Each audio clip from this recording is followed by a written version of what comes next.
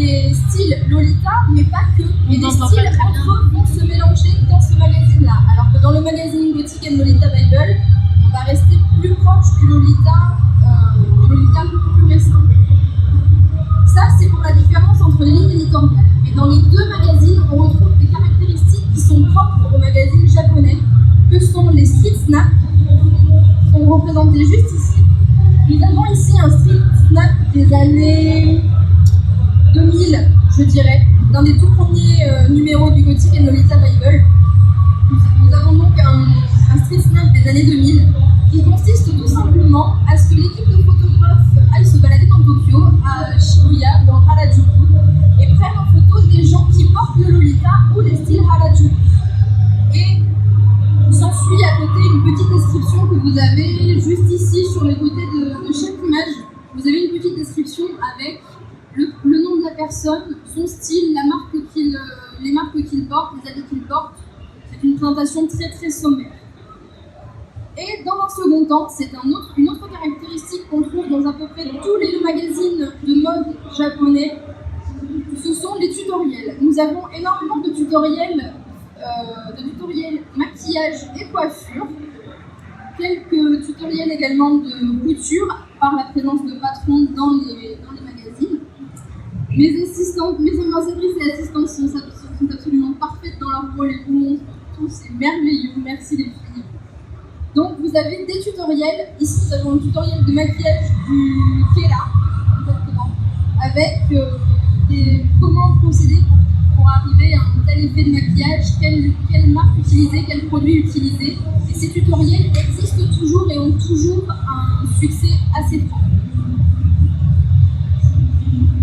Ensuite, dans le courant des années 2000, Internet va arriver et là, tout va changer.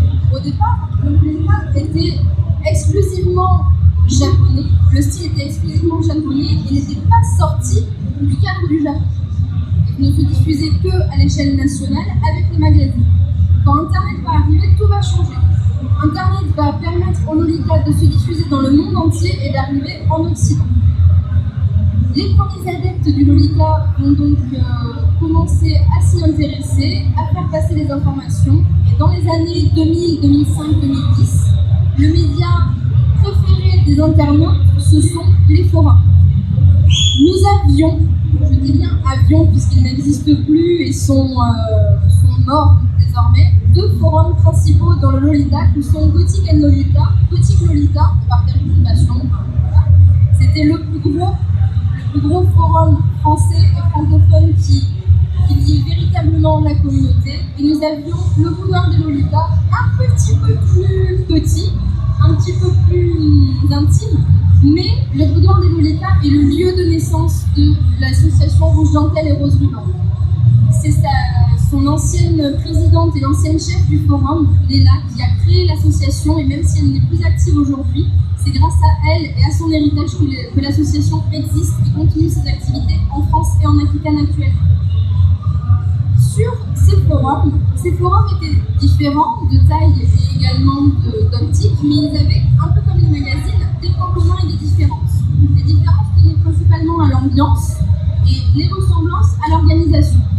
On avait dans une première partie, la partie présentation, règles, pour vraiment donner le cadre du forum.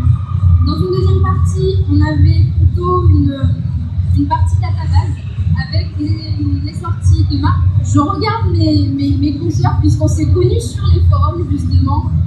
On est vieilles. Nous sommes de vieilles Lolita, nous sommes des mamies, on fait partie de cette génération-là. On se confirme les unes les autres.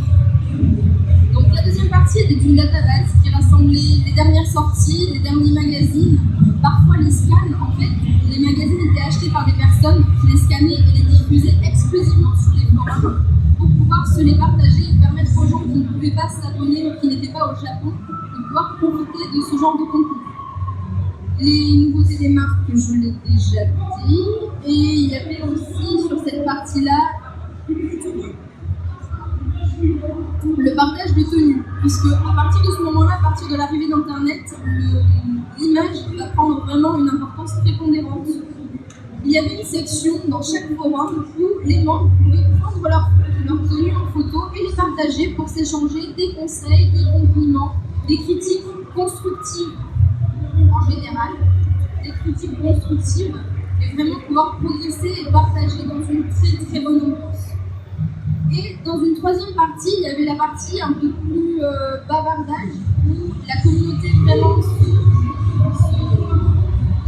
s'articulait. Les communautés régionales dans chaque ville pouvaient organiser des meetings. Il y avait aussi des sessions de discussion plus ouvertes et moins ciblées sur Lolita, où on pouvait vraiment raconter sa vie et faire des rencontres en réalité.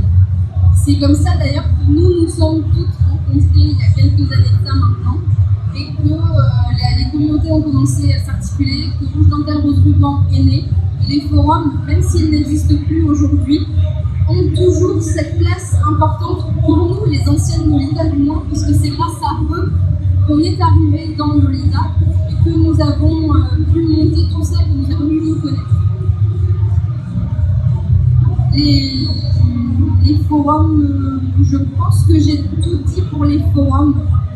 C'était vraiment le lieu d'articulation de la communauté. Et à partir des années 2010, à partir du moment où les réseaux sociaux ont commencé à arriver, on a vu une véritable mutation de la communauté Lolita.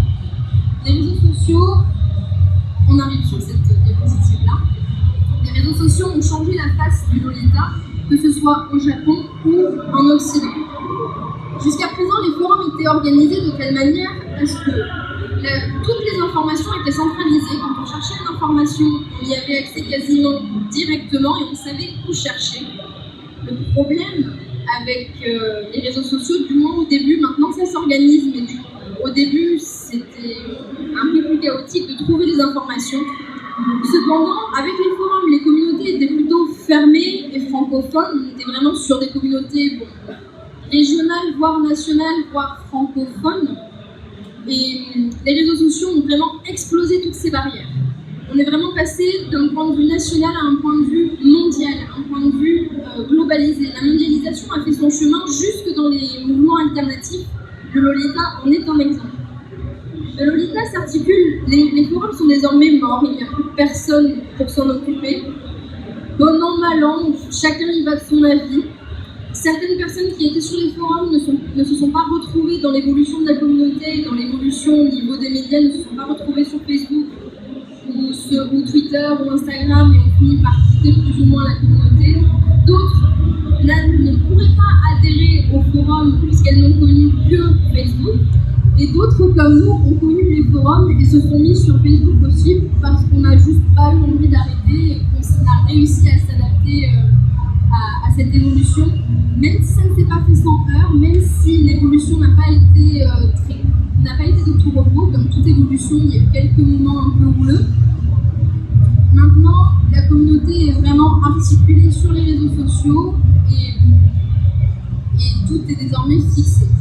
Facebook joue le rôle de remplaçant des forums. Au départ, ça n'existait pas, mais maintenant, tout le monde sait comment fonctionne Facebook. Il y a des groupes, il y a des communautés, et ces groupes, en fait, remplacent en quelque sorte les forums et permettent l'échange d'informations, que ce soit de l'information database, de l'information sur les événements, les nouveautés, vraiment l'actualité, et également permettent de faire des rencontres qui vont plus loin que les simples communautés nationales, puisque maintenant, à l'heure de la mondialisation et des réseaux sociaux, on peut être en contact avec des Lolitas du monde entier, véritablement.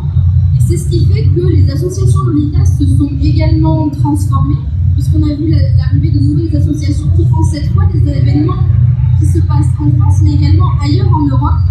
On a l'association French Café, qui est une consoeur, mais qui fait partie d'une association européenne, qui s'appelle Street Fashion Europe, et qui fait des événements à peu près partout en Europe. Il y en a eu à Paris, à Londres, à Barcelone, à Amsterdam, si je ne dis pas de bêtises, et les autres, je ne suis pas allée. Et on n'a pas encore eu le nôtre, mais ça ne saurait tarder. On finira bien par y arriver. On me souffle dans l'oreillette que Street Fashion Europe fait un événement par an dans des destinations différentes. Et mes consoeurs pourront vous en parler un peu plus. Les réseaux sociaux ont donc complètement changé la vision du Lolita. Et même si certaines ne sont plus retrouvées, désormais, la communauté, le turnover est plutôt achevé. Les mamies sont restées, sont toujours là. Certaines sont parties, on a de nouveaux visages, de nouvelles personnes qui arrivent et le partage est beaucoup plus facile, même si un peu plus chaotique dans ce qui est la recherche d'informations pure et dure. C'est moins évident que sur le forum où on avait toutes les catégories, on savait dans quelle catégorie on allait chercher pour trouver telle ou telle information. Le sujet même de la conférence est désormais terminé pour ce qui est de ma partie. Je vais laisser la parole à mes invités et ambassadrices que sont Yumi et Pomme qui vont pouvoir se présenter et vous parler de leur rapport aux réseaux sociaux, à la médiatisation du Lolita. Qu'est-ce que cela représente pour elles et comment utilise-t-elle la médiatisation du Lolita? Les filles, c'est à vous. Alors bonjour à tous, donc moi je m'appelle Pomme, sur les réseaux sociaux je suis connue comme Pomme Mandarine, donc c'est en fait une contraction de Pomme et Mandarine, me demandez pourquoi, c'est trop pas expliqué. J'ai 28 ans, j'habite à Clermont-Ferrand et je porte la mode Lolita depuis 2008, voilà, donc je suis considérée comme une mamie dans le milieu, voilà. Et je suis ambassadrice Lolita depuis 2014 avec Yumi et Mila. Bonjour à tous, donc je suis Yumi, également ambassadrice comme Pomme, également une mamie du Lolita. Avec Pomme, on a à peu près le même parcours, parce que j'ai aussi 28 ans, j'ai aussi commencé en 2008, donc on a connu vraiment le début des forums. Pour donner un repère, le forum Boutique Lolita, qui était le forum principal de France, comptait environ, même pas 1 millier de membres, on était peut-être 500, 700 membres pendant très longtemps, et ça me paraissait énorme. 500 Lolita en France, c'était incroyable. Le boudoir de Lolita, on devait être 300 à peu près, c'était modeste, mais on avait déjà l'impression de connaître tellement de monde. Et quand on est passé à Facebook, enfin moi je suis partie dessus, on a beaucoup de mal à y passer. Mais contrairement à d'autres, on a voulu s'adapter et c'est vrai que maintenant la communauté elle est mondiale. Donc on voit la Japan Lolita Association compte 15 000 personnes qui follow la page, c'est énorme. Et je pense que si on cumule avec Twitter, Snapchat, Instagram, tous les réseaux sociaux, je pense que maintenant le Lolita compte des milliers d'adeptes, pas forcément autant impliqués que dans les forums. Parce que dans les forums, on s'impliquait beaucoup plus. Et puis, quand il fallait s'inscrire et se présenter, ça faisait peur à certaines, je pense. Lui vient d'introduire un mot que vous pouvez c'est la Japan Lolita Association. Donc, ce que vous pouvez voir derrière, en fait, la Japan Lolita Association est une association, comme son nom le dit, créée par une ambassadrice kawaii japonaise reconnue par le gouvernement japonais qui a élu en 2010 4 représentants kawaii. Kawaii, vous savez tous, ça veut dire mignon. Donc ils ont élu 4 représentants kawaii en 2010 pour partager en fait cette culture-là, cette culture-là qui est très importante au Japon. Parmi ces ambassadeurs, il y a Misako Aoki, qui est la représentante de la mode Lolita, mode que nous portons aujourd'hui. Et Misako a pu aller plus loin dans cette démarche d'ambassadrice kawaii et a créé son association, la Japan Lolita Association, pour élire d'autres ambassadeurs dans d'autres pays, pour pouvoir transmettre en fait les modes de vie, les modes de pensée et un petit peu tout ce qui s'articule autour du kawaii. C'est comme ça que lui et moi nous sommes retrouvés élus ambassadeurs de cette mode-là en 2014. Pour en revenir aux réseaux sociaux, c'est vrai que l'expansion et l'avènement de Facebook a permis d'augmenter la communauté au niveau global et a permis de rassembler et d'éloigner les gens en même temps. C'est surprenant d'ailleurs comment on peut être proche et loin à la fois. Et ça a complètement changé la façon de faire. Je dirais aussi que comme on a beaucoup plus de membres dans la communauté Lolita, ce qu'on a aperçu aussi, c'est un véritable changement de la mode en elle-même. Je ne vais pas faire une redite de l'autre conférence sur l'histoire de la mode Lolita, mais aujourd'hui, il y a vraiment une multiplicité de styles Lolita qu'il n'y avait pas forcément à l'époque, puisque quand on se basait sur les magazines, les Lolita française, quand à l'époque il n'y avait que les magazines japonais, on se disait pour être Lolita, il faut être comme les japonaises, il faut le porter comme les japonaises, alors que maintenant il y a une vraie ouverture sur les différents styles possibles, et c'est vraiment devenu un moyen de s'exprimer Lolita. C'est pour ça qu'il y a plein de styles, j'ai presque envie de dire, il y a autant de styles qu'il y a de Lolita, et les forums qui ont fermé ont permis justement aussi d'ouvrir plein de possibilités. Et sur Facebook, on le voit maintenant, il y a vraiment tous les styles possibles, et on ne cesse d'avoir des nouvelles modes au sein de la mode Lolita. C'est vraiment intéressant cette ouverture mondiale.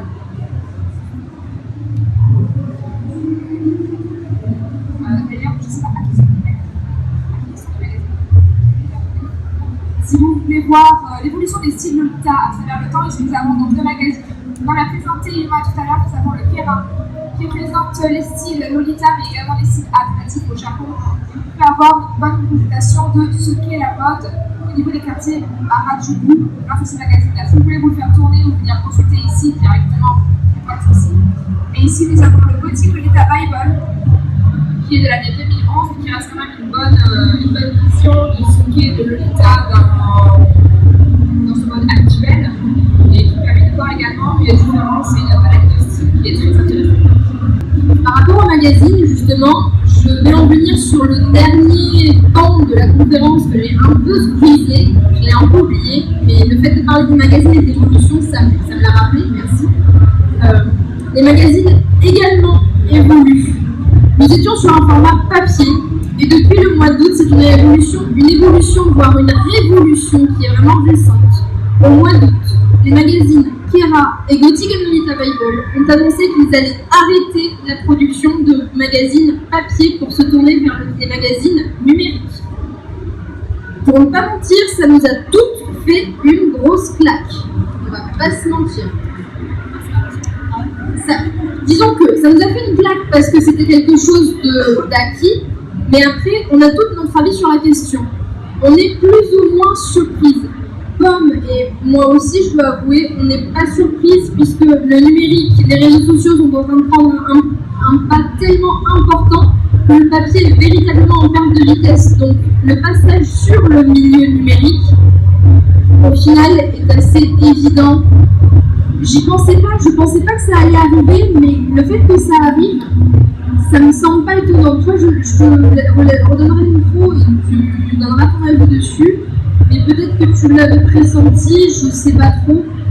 Je te redonne le micro et notre conversation va conclure. Moi j'ai une question, qui achète les CD?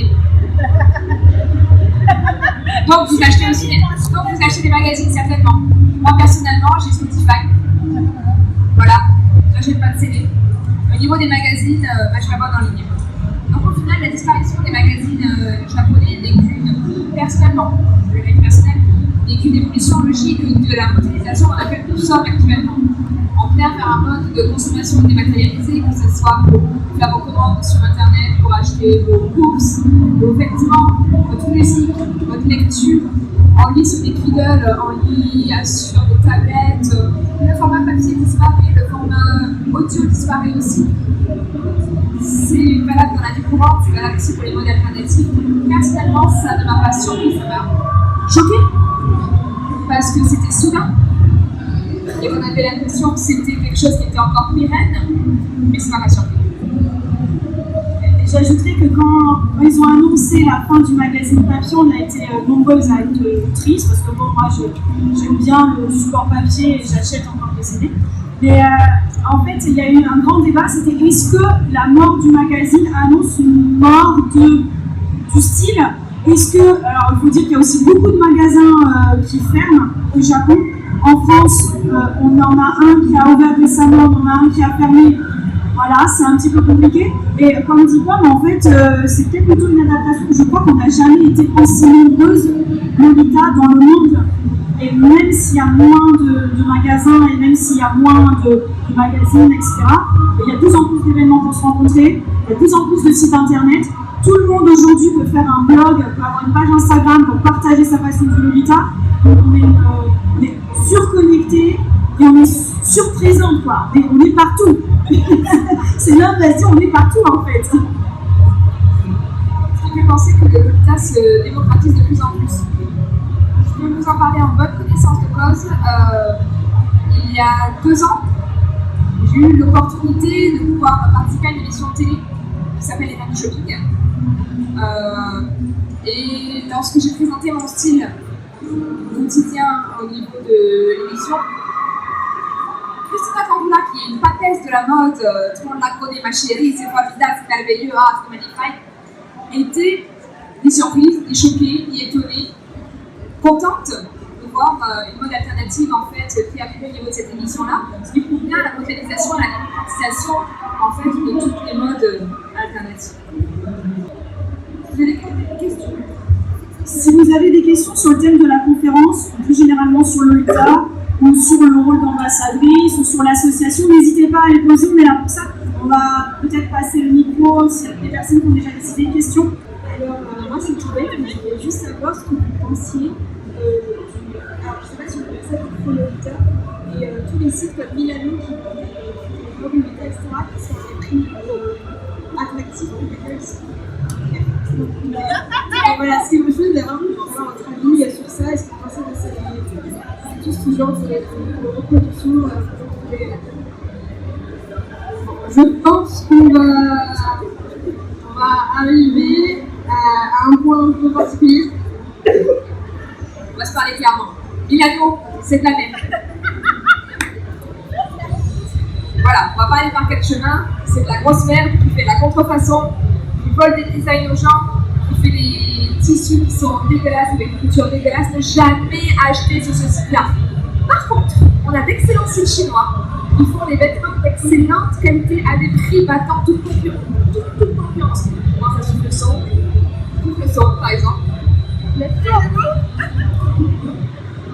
Que Lumi porte aujourd'hui une magnifique robe de souffle son à 70 €, non? Un truc comme ça. C'est de la super qualité, c'est un prix super pour la qualité. Alors, déjà, il y en a sur le stand, et j'ajouterais, je reviens à ce qu'on disait tout à l'heure grâce à Facebook, si un jour vous voulez acheter un article Lolita, vous ne savez pas si c'est bien ou pas, vous regardez sur internet, sur Google, vous mettez le nom de la boutique avec à côté review ou avis, vous allez tomber sur plein de blogs de Lolita, comme moi, comme les demoiselles qui sont devant, qui justement, nous on essaye de conseiller les gens honnêtement, en disant ça, bon, ok, c'est pas terrible, mais c'est pas très cher, ça peut aller. Ça, par contre, c'est cher et c'est nul, voilà, etc. Il y a plein d'options, il y a plein de sites qui existent, il y en a qui sont, voilà, il y en a qui sont à éviter. Moi, je suis moins catégorique que Pomme, mais c'est vrai qu'il faut chercher des avis, en fait. Il ne faut pas commander aveuglément, parce que maintenant, sur Internet, on trouve des avis plus facilement. Est-ce qu'il y a d'autres questions là-bas? Alors, bonjour, je m'appelle Sophie. Moi, je voulais savoir comment est-ce que vous êtes arrivé à devenir ambassadrice? Est-ce que vous avez fait un concours? Comment vous avez été sélectionnée pour devenir ambassadrice? Question très intéressante qui va donner lieu justement au contexte de leur aventure à elle. J'y vais. En 2014, donc, l'association Rouge Dentelle et Rose Ruban a organisé un petit party. Donc, un petit party, c'est une rencontre autour d'un thé, on va dire, qui est typique dans Lolita, qui était en partenariat avec la fameuse Japan Lolita Association, qui a voulu trouver des représentantes de la mode Lolita en France. Donc, la porte-parole Aoki Misako est venue en France. Et pour préparer l'élection de l'ambassadrice, on avait un long dossier à compléter pour préciser notre vision du Lolita, ce qu'on aimait faire dans le Lolita, les styles qu'on portait, envoyer des photos. Bref, CV lettre de motivation presque. Ah, c'était un CV lettre de motivation. Et donc, du coup, on a envoyé ce dossier-là. Il y a eu une sélection et nous avons été 10 sélectionnés pour ensuite faire un défilé qui était vachement sympa, qui était devant Aoki Misako, du coup, président de la Japan Lolita Association, on y revient, et un jury composé de 3 autres jurys de l'association où il y avait une communauté de Rose-Ruban, François Moretti, qui est un très célèbre illustrateur, je vous invite à aller voir son travail, il fait un travail merveilleux. Il y avait une représentante de notre association française qui n'existe plus maintenant, qui s'appelle le Chemin des Pics Roses, et Aoki Misako, donc 4 personnes, qui sont consultées pour élire les potentiels ambassadrices. Donc, à la la suite de ce défilé-là, il y a eu 3 sélectionnés, Yumi, Mila et moi, et on a dû faire un speech chacune. Et puis au final, ils nous ont dit, on va pas choisir une ambassadrice, on va vous garder toutes les 3. Donc c'était pas du tout prévu. C'était pas du tout prévu. Et donc voilà, c'est comme ça qu'a eu lieu. Et en fait, comme c'était la première élection qu'il y avait en France, on ne savait pas forcément à quoi on s'engageait. Et puis après, on nous a dit, voilà, il n'y aura qu'une seule élection, vous êtes ambassadrice, quand vous voulez faire. Donc on est toujours là. En précision aussi, si Misako Aoki n'a pas choisi qu'une seule ambassadrice, mais 3, c'est que nous avons toutes les 3 une vision différente, mais également assez proche de Lolita. Tout simplement, nos styles déjà, partons déjà de là. Je porte plutôt du classical et du casual, alors que Yuki porte du gothique, et du casual aussi de temps en temps. Toujours en gothique, et Mila, qui n'est pas là aujourd'hui, mais qui est la 3e ambassadrice Lolita, porte du sud Lolita. Donc toutes les 3 avec des styles différents, des carrières différentes, des envies différentes. Typiquement, Yuki travaille beaucoup sur son blog et avec de l'association Motivant. Moi, je travaille beaucoup sur le terrain, avec des conférences et des défilés de mode, des régions. Et Mila travaille beaucoup sur l'international, avec son association French Café, avec des visions différentes et des envies différentes. On se complétait bien et finalement, je crois que c'est mieux fait. Je voulais aussi rajouter un truc, mais ça c'est le bagage d'ancienne étudiante en japonais et qui part au Japon bientôt. Tout le CV de motivation, les normes de CV que vous avez eu à remplir, c'est typiquement japonais. Le Japon veut savoir ce que vous faites tout en détail, tout voilà. Est-ce qu'il y a d'autres questions? Allez, soyez pas timide. On est plus coûteuse, mais on ne mangera pas. Ça va? Est-ce qu'il y a des Lolita garçon? Oui. Déjà, la question c'était est-ce qu'il y a des Lolita garçons? La réponse est oui, et on va détailler ça tout de suite. La réponse est oui. Le Lolita, c'est un état d'esprit, c'est une liberté, et puis merde, c'est pas parce que t'es une fille que t'as pas le droit de porter de pantalon, c'est pas parce que t'es un garçon que t'as pas le droit de porter de robe, c'est pas parce que t'es une fille que tu veux porter du maquillage, c'est pas parce que t'es un garçon que t'as pas le droit de porter de maquillage. Le Lolita, avant toute chose, c'est la liberté. T'es un garçon, t'as envie de mettre une robe, du maquillage, des talons, lâche-toi. Il y a un nom pour ça, c'est des brolitas. Ça veut dire frère Lolita. Et ce sont des mecs qui, sans déconner, déchirent. On a également la même version pour les filles. Des filles qui veulent s'habiller en aristocrate, en mec, ça existe. Ça s'appelle du OG. Le Lolita, c'est la liberté d'expression. Et ça, c'est cool. C'est parfait.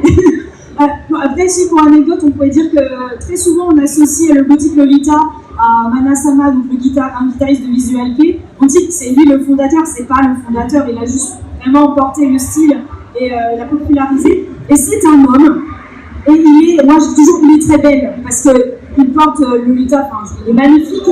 C'est dommage, il faudrait trouver une photo. Donc pour dire, au Japon, c'est très très courant, l'androgynité, ils adorent tout ça.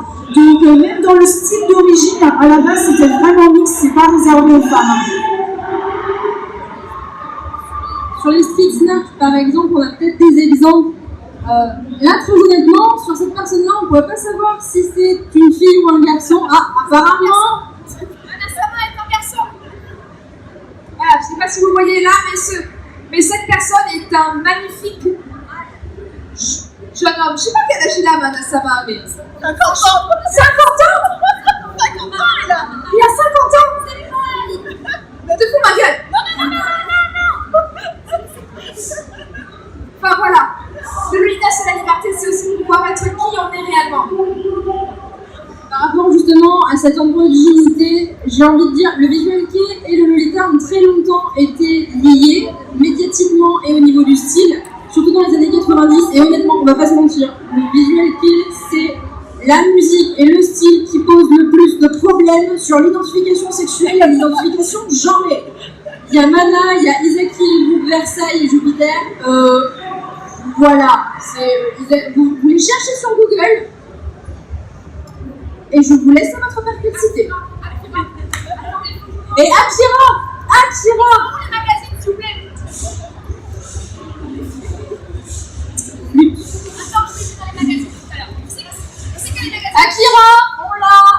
On l'a ici. C'est une fille. Oui. Voilà. Et Mana est là, voilà, avec son petit nom ici. Il y a qui d'autre aussi derrière? Enfin bref. Année 90, année 2010, année 2010. Même problème. J'espère qu'on a pu répondre à votre question qui est super intéressante. D'autres questions avant de finir? Ah oui, on en a une ici.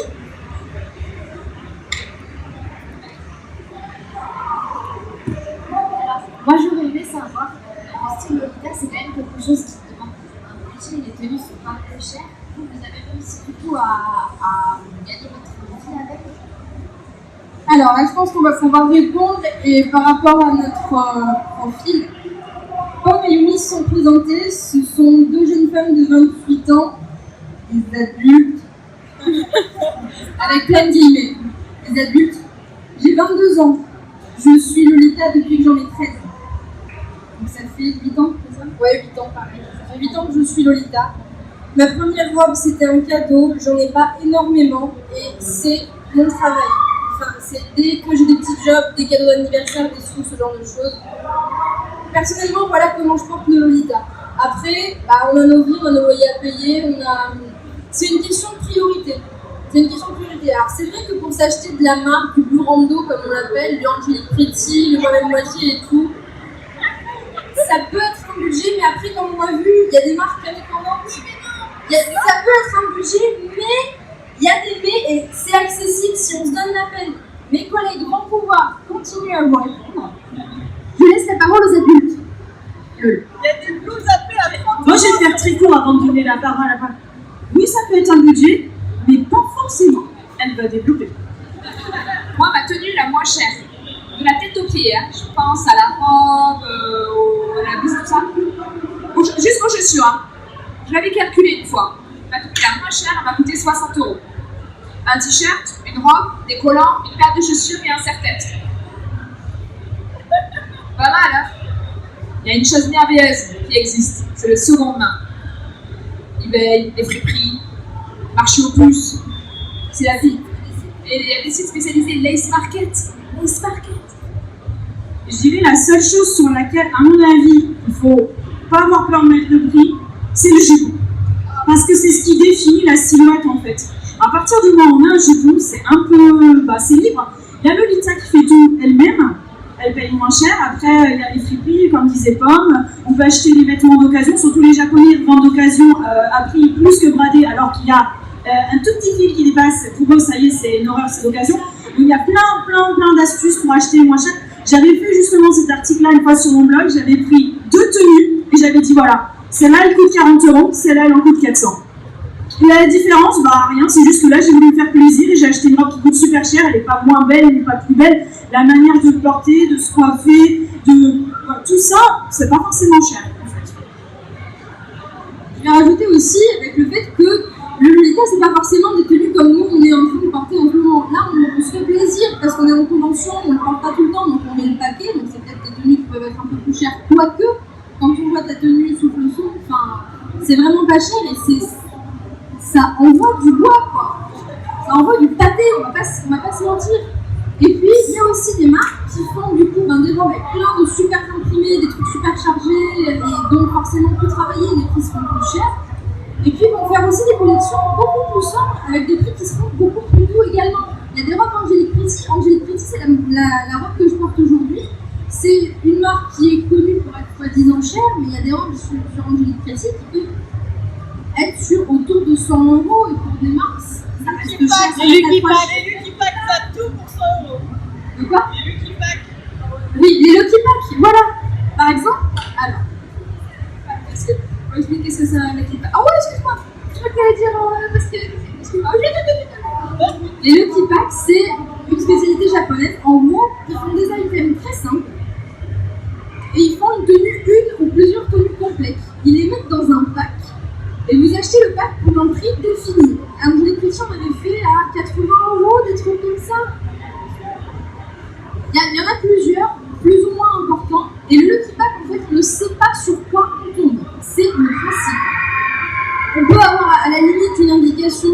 la collection ou l'esprit, mais après, c'est le principe. On achète une tenue, puis on s'en arrange. En fait, ce qu'il faut savoir, c'est que les Rekipak, c'est une tradition japonaise.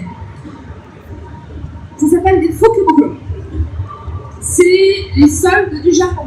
C'est le 1er janvier.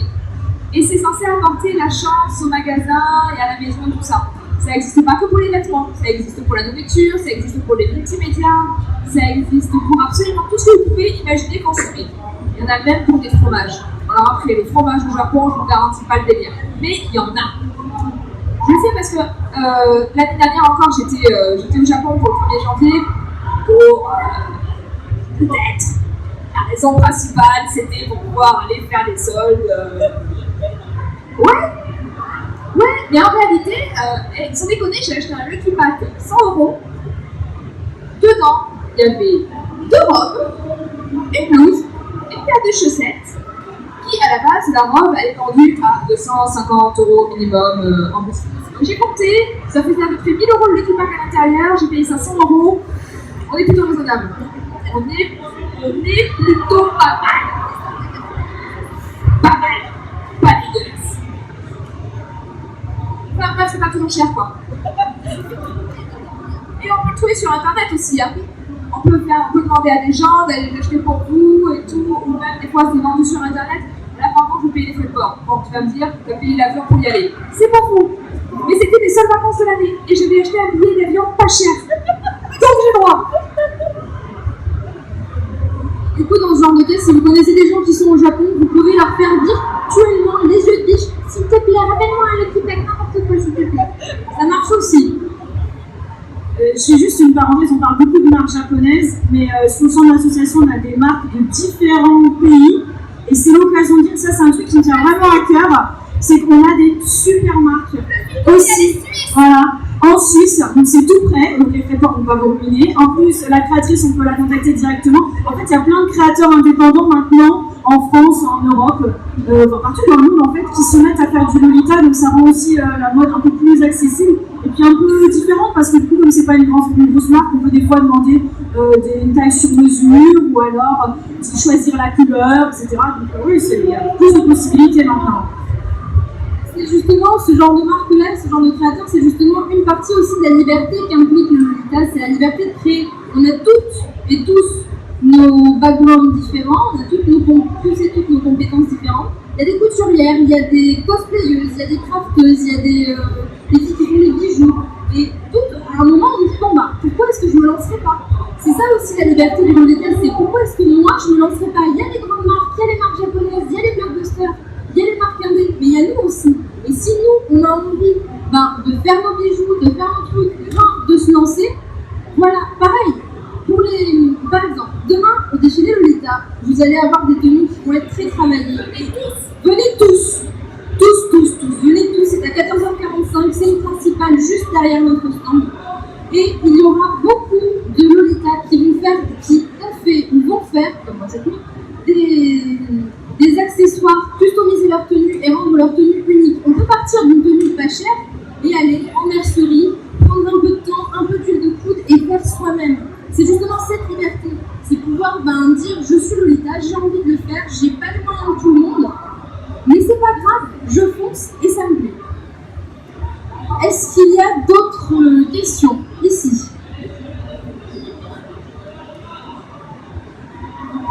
Bonjour, moi je voudrais savoir, en tant qu'étudiante c'était plus facile, mais en grande vie professionnelle, comment vous portez le Lolita au quotidien? Je le porte pas. On va pas se mentir, je ne le porte pas. Je suis caissière et si le patron me voyait arriver comme ça, non. Je travaille chez Michelin et je porte du Lolita. Voilà. Alors, ouais, bon, là dit comme ça, c'est mignon. Bon, la réalité, c'est oui, je travaille chez Michelin, je porte du Lolita. Par contre, je travaille en usine, donc je me change.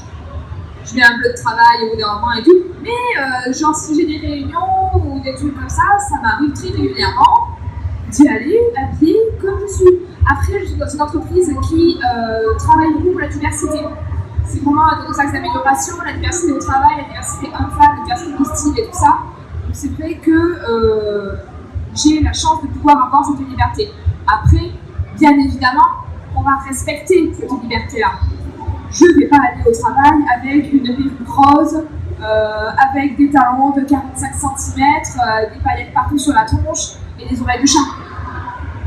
Je ne vais pas y aller en pyjama non plus. Personne n'ira en pyjama au travail, c'est une question de respect. Je fais du Lolita. Calm down en français.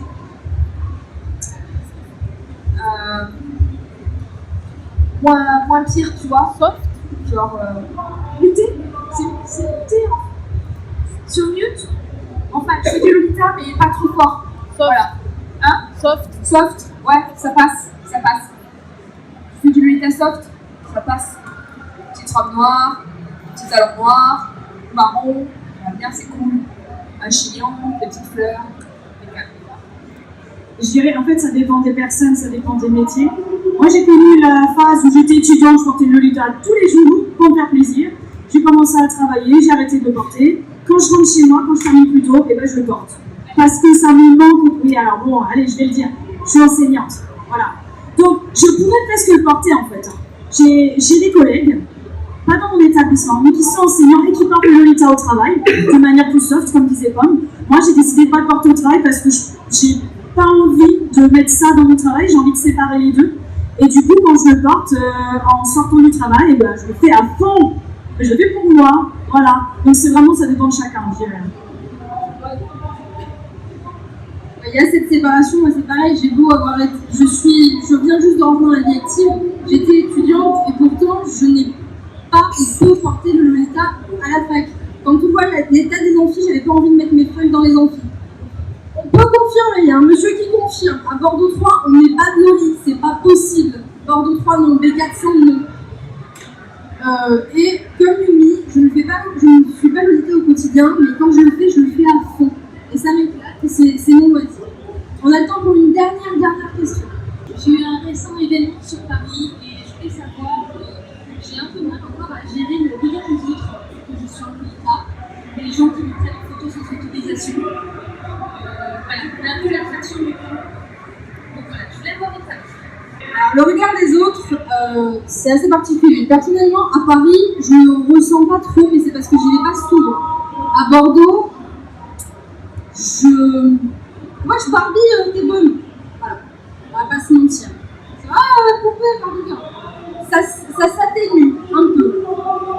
Mais voilà, je sais pas comment vous le ressentez, mais il y a plusieurs choses.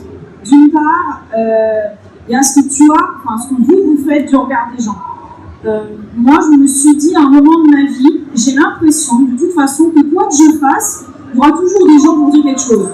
Donc, autant se faire plaisir et mettre de côté les avis négatifs, etc. Et je conçois que c'est pas facile à faire. Après, moi, je suis arrivée à un stade où peut-être que c'est pareil pour toi, Paul, je fais même plus attention. Si les gens regardent ou quelque chose, je fais plus attention. Donc ça, c'est la première chose. Et après, la deuxième chose, je crois fortement au fait que si on arrête de prêter attention à tout ça, ce qui est négatif, et bien les gens s'habitueront. J'entends très souvent, j'adore ce que tu portes, mais je ne sais pas le porter. Et j'ai tout le temps envie de dire, mais si, vas-y, ose. Qu'est-ce qui te gêne, le regard des autres, mais peut-être que l'autre personne qui te regarde, elle aussi, elle a envie de porter son style à elle. Je pense qu'en France, on a vraiment ce blocage sur il faut rentrer dans un moule, il faut être comme tout le monde. Et je ne parle pas que du Lolita, je pense vraiment qu'il y a ce conformisme qui est un peu dommage. Au fond de soi, on a peut-être tous envie de se libérer et pourquoi on ne le fait pas? Voilà, moi c'est un peu ça que j'ai envie de défendre dans le Lolita, pas forcément habillez-vous en Lolita, mais habillez-vous comme vous avez envie d'être. Même si c'est pas facile, je suis d'accord, le regard des fois ça peut être blessant. Moi, il m'a fallu beaucoup de temps avant de dire l'étiquette, je suis une gothique Lolita, parce que gothique c'est tellement mal vu en France. Et puis aujourd'hui, je me dis, je m'en fiche, l'étiquette, on s'en fiche. Voilà, je suis comme ça, puis voilà. Et souvent, quand on le porte et qu'on a le sourire, et ben en fait, on a aussi beaucoup de compliments. En tout cas, avec le Lolita, on a beaucoup de compliments, je trouve. C'est plutôt positif comme. Après, je sais pas si vous avez remarqué, Yumi, elle est vachement propre dans ses propos et tout ça. Moi, je viens du sud de la France. Ça n'excuse pas tout, mais ça explique peut-être pourquoi, quand j'entends ce genre de questions, dans ma tête, ça fait « Oh, ça va les couilles, ça va les couilles, ça va les couilles, yeah !» Personnellement, c'est ce que je pense quand il y a des gens qui me regardent. Je m'en bats les couilles. Parce que dans tous les cas, j'ai le malheur d'être une femme. Et quoi que je porte, dans tous les cas, il va y avoir toujours une personne pour venir m'emmerder dans la rue tous les jours. Que Dieu fait. Donc, il y a un moment où personnellement, moi j'ai choisi de passer outre. Parce que de toute façon, c'est ma vie, j'en ai plus, et ma vie elle est trop courte pour m'habiller avec des vêtements ennuyeux. Que je porte un jean, je vais avoir une remarque. Je porte une robe Lolita, je vais avoir une remarque. Après, c'est vrai que c'est pas facile à faire. Il y a des jours où je vais avoir bien dormi, j'aurais pris un petit déjeuner le matin, je serai en forme, je vais passer une bonne soirée le soir, forcément, ça va rien faire quand je vais commencer à avoir une remarque ou deux. Il y aura un jour où je vais être mal lunée, le premier regard de travers, il va me faire mal. Hein? Je disais, je suis témoin. Quand elle n'est pas de bonne humeur, il ne faut pas l'enquiquiner. Mais je reviens sur un bout de la question aussi par rapport aux photos. Ouais, c'est vrai que souvent, même quand c'est pas méchant, on se sent un peu bête de foire quand des gens dans la rue sortent leur téléphone portable. Une fois, il y a un gars qui me voit et il me fait je peux faire une photo avec toi? Et je dis on se connaît pas, non? Et c'est comme si moi j'allais voir quelqu'un dans la rue, oh tu portes un jean, attends on fait une photo. Parce que moi je vois pas de jean dans la vie, chacun sa vie quoi. Donc ouais, des fois c'est un petit peu pénible pour les photos, surtout quand les gens demandent du nuit parce que c'est un peu notre rôle d'ambassadrice aussi, ça nous fait plaisir de faire des photos. Mais les gens qui prennent des photos comme ça, en paparazzi, il faut ouais, ça va hein. Mais non, moi je suis gentille, c'est vrai, c'est lisse. Toi t'es gentille parce que moi dans la rue, tu viens me voir. Genre en mode, tiens on fait une photo. Non mais souvent t'as droit à ça quoi. À part si c'est tu vois quelqu'un, tu vas, en fait tu juges par rapport aux gens, tu vois. Genre si c'est, ouais vas-y viens on fait une photo ensemble. Ça va être plutôt du genre, non. Alors que excusez-moi, j'aime bien votre robe. C'est sympa comment vous êtes habillée, est-ce que je peux prendre une photo? Ah, why not? Allez, si tu veux, si ça te fait plaisir. Je sais pas ce que tu vas en faire de ta photo, mais si tu veux prendre une photo de moi, vas-y. Tu t'es déjà demandé ce qu'il faisait avec ça? Après, il faut aussi parfois du temps. Ça dépend de l'âge et de comment on le vit. À 13 ans, quand j'ai commencé, le regard des gens, j'en avais très très peur. Maintenant, à 22, je suis aussi une adulte. Et ça va un peu mieux. Et ne sous-estimez jamais le pouvoir des écouteurs. Jamais. On vous fait chier, vous mettez de la musique. Point. Sur ce, la conférence touche à sa fin. Nous vous remercions énormément de votre présence et de vos questions qui ont été très intéressantes. On vous remercie de votre attention et de votre intérêt. N'hésitez pas à venir compléter cette conférence en nous posant vos questions sur le stand rouge dentelle rose ruban. On mord pas, on est trop coûteuse mais on mord pas. Et venez nous poser bien faire des photos. On fait bien faire des photos, c'est le contexte. Allez-y, faites-vous plaisir. Il y a également un relooking Lolita. Vous hésitez à être Lolita. Le numéro du stand. Venez voir ce que ça fait. Et peut-être que vous aurez le coup de foudre ou pas. Venez tester, venez parler avec nous. Et venez également demain au défilé Lolita, scène principale à 14h45, juste derrière notre stand, pour voir un peu ce que le Lolita, quand on se met sur notre 31, quand le Lolita High Level arrive, pour voir ce que ça fait. Merci beaucoup.